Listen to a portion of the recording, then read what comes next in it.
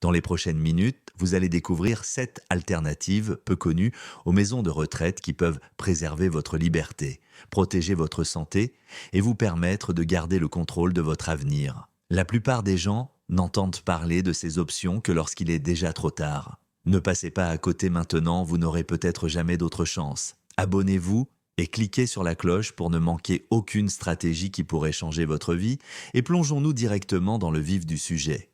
Numéro 1.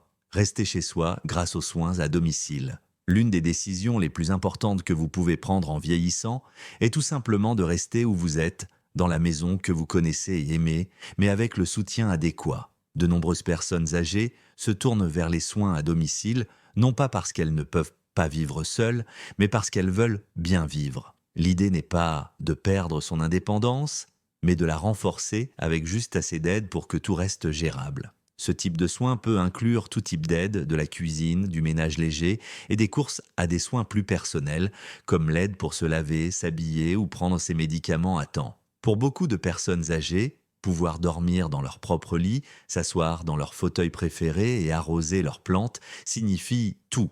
Ce n'est pas une question de luxe, c'est une question de familiarité et de contrôle. Et ces choses peuvent faire une énorme différence sur l'humeur, la clarté mentale et la santé en général. Sur le plan psychologique, le fait de rester chez soi a un impact profond. Des études montrent que les personnes âgées qui vieillissent chez elles ont tendance à conserver des fonctions cognitives plus solides et à vivre moins d'épisodes dépressifs que celles qui déménagent dans des établissements spécialisés. Il ne s'agit pas seulement d'une question de routine, c'est une question de cerveau et de cœur. Il s'agit de reconnaître ce qui est sécurisant, réconfortant et réel. Prenons l'exemple de Margaret, 78 ans. Ses genoux ne sont plus ce qu'ils étaient et elle a parfois du mal à se souvenir de ses médicaments. Mais grâce à une aide à domicile qui lui rend visite 5 jours par semaine pendant quelques heures, elle se porte à merveille. Elle continue à faire ses mots croisés le matin, à observer les oiseaux depuis la fenêtre de sa cuisine et à prendre un café avec sa voisine tous les dimanches. Ce dont elle avait besoin, ce n'était pas un établissement spécialisé. Elle avait besoin d'un peu d'aide là où elle était. Et ce qui est formidable, c'est que les soins à domicile peuvent être adaptés en fonction des besoins. Certains commencent par des visites hebdomadaires, tandis que d'autres passent progressivement à une aide quotidienne. C'est flexible, respectueux et profondément personnel. Pour beaucoup, le choix de rester chez soi avec de l'aide est plus qu'une simple préférence. C'est un moyen de protéger leur identité, leur dignité et les petits plaisirs qui rendent la vie digne d'être vécue. Dans un instant, vous verrez comment ce sentiment d'appartenance peut être amplifié lorsque la famille intervient sans sacrifier l'indépendance de quiconque.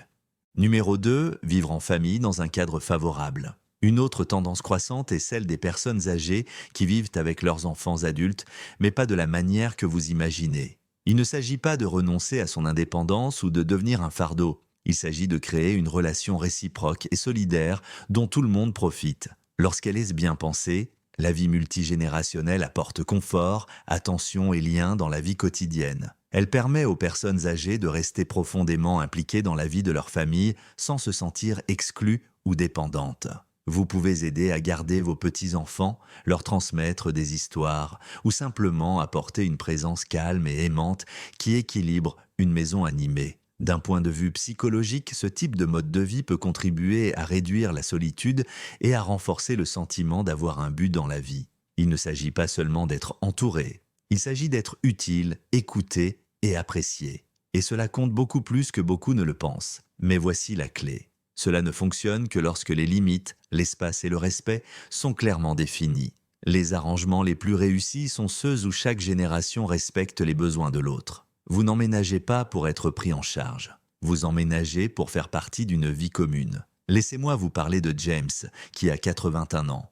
Après le décès de sa femme, sa fille l'a invité à emménager dans un espace aménagé au-dessus de leur garage. Il a sa propre entrée, sa kitchenette et son emploi du temps. Mais il peut aussi dîner avec la famille quand il le souhaite, regarder les matchs de baseball de son petit-fils et partager sa vie sans sacrifier sa tranquillité. Pour James, cela a tout changé. Sur le plan financier, ces arrangements peuvent également alléger la pression des deux côtés. Le partage d'un foyer réduit les coûts et ouvre parfois même la porte à des aides gouvernementales ou à des avantages fiscaux. Mais au-delà des chiffres, il y a un sentiment de sécurité qui vient du fait de savoir que vous n'êtes pas seul si quelque chose ne va pas. Si vous regardez toujours cette vidéo et que vous trouvez ces informations utiles, veuillez laisser un commentaire ci-dessous pour me faire savoir que vous êtes là. Et si vous n'êtes pas encore abonné, je vous recommande de vous abonner et d'activer la cloche pour ne manquer aucune vidéo. Votre soutien nous aide à continuer à créer du contenu de qualité pour vous informer et vous inspirer. Passons maintenant à la suite. Mais que diriez-vous de pouvoir adapter votre maison pour l'avenir afin de ne plus jamais avoir à déménager? C'est ce que nous allons voir maintenant. Numéro 3. Vieillir chez soi grâce à des aménagements intelligents. L'une des solutions les plus valorisantes, les personnes âgées se tournent vers le vieillissement chez soi avec un peu d'aide d'une planification intelligente et de technologies bien pensées, plutôt que vers les maisons de retraite. Il ne s'agit pas de rester sur place par obstination. Il s'agit de réaménager votre espace pour qu'il vous convienne et non qu'il vous gêne.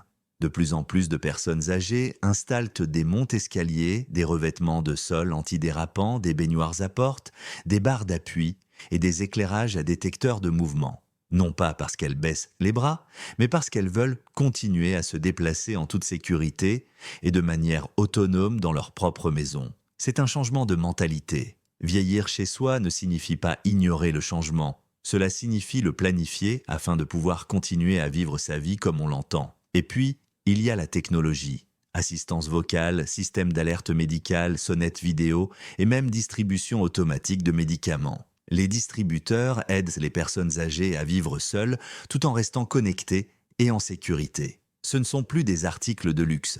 Ce sont des outils qui permettent de préserver la dignité. Sur le plan psychologique, vieillir chez soi permet de protéger quelque chose qui n'a pas de prix, votre identité. Vous restez entouré de vos affaires, de vos odeurs, de votre histoire. Vous dormez dans votre propre lit. Ce type de continuité vous Linda, 79 ans, a rénové sa maison après une chute.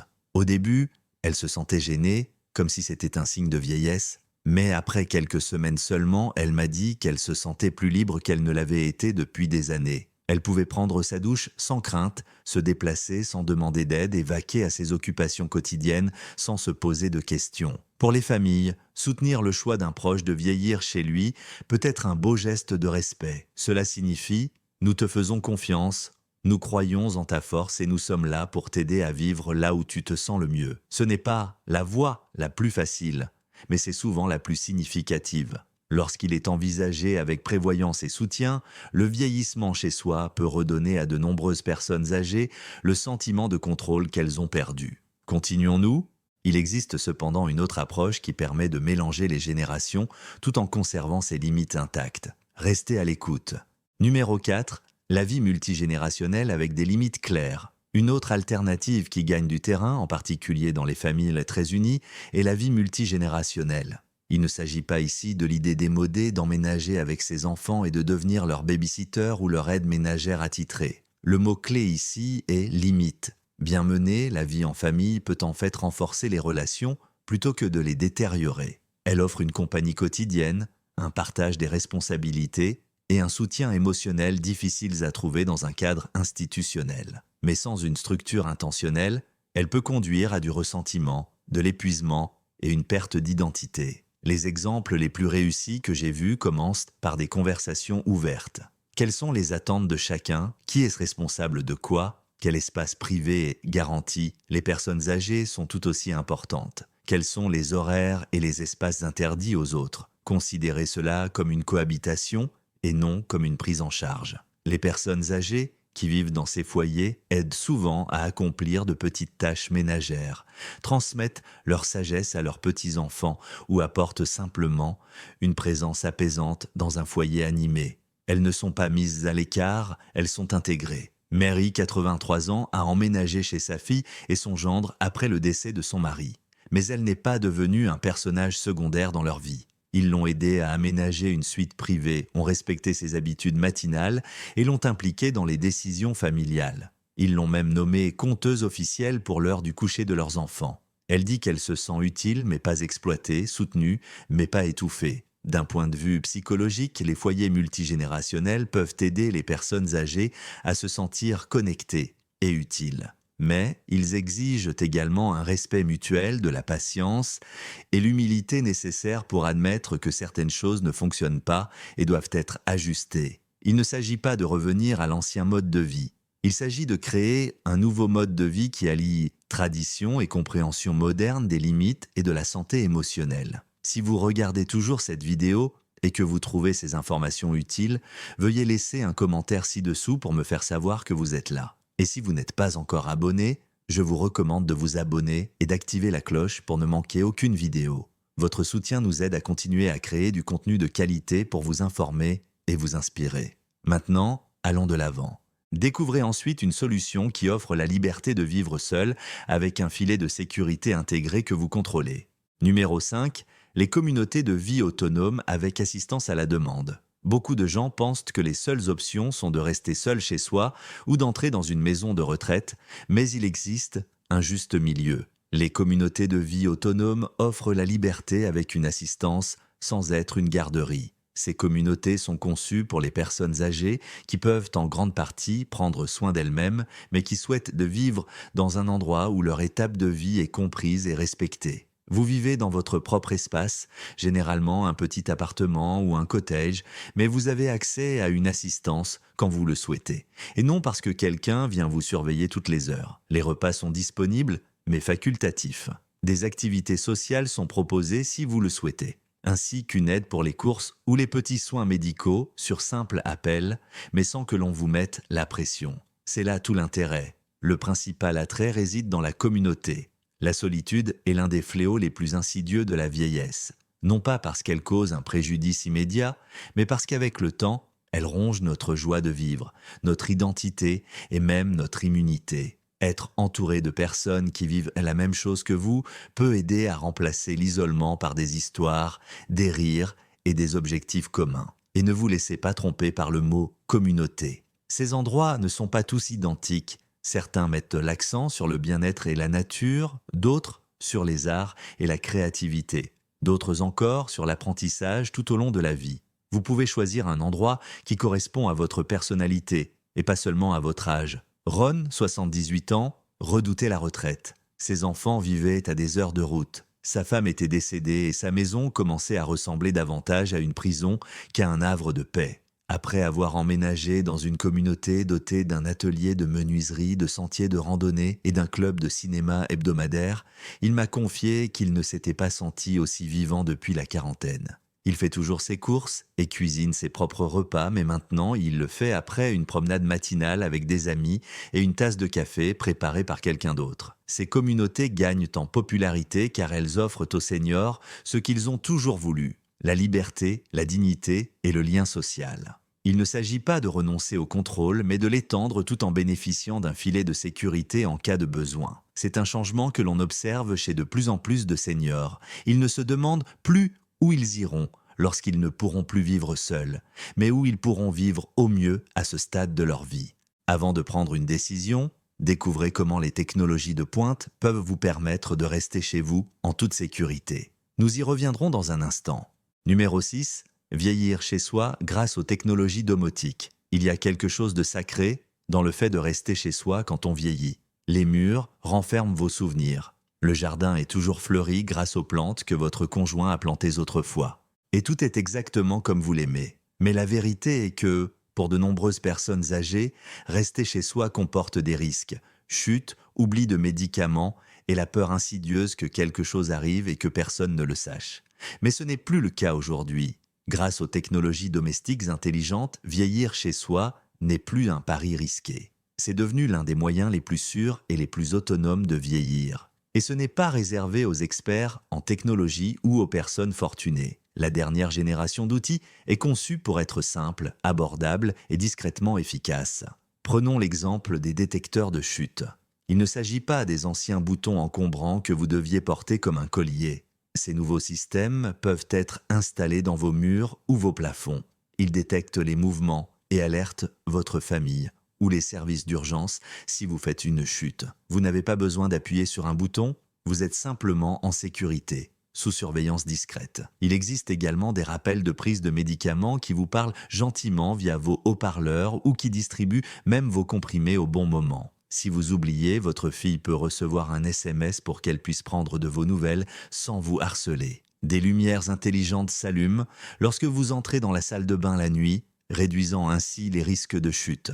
Des thermostats intelligents veillent à ce que vous ne vous réveillez pas dans une pièce glaciale. Et même des réfrigérateurs vous rappellent quand les aliments sont sur le point de se périmer. Il ne s'agit pas de remplacer votre indépendance, mais de la renforcer. Harold, 81 ans, vit seul depuis le décès de sa femme. Son fils s'inquiétait de le savoir seul à la maison, mais après avoir installé un hub intelligent, des détecteurs de mouvement et une montre d'alerte médicale, toute la famille a retrouvé sa tranquillité d'esprit.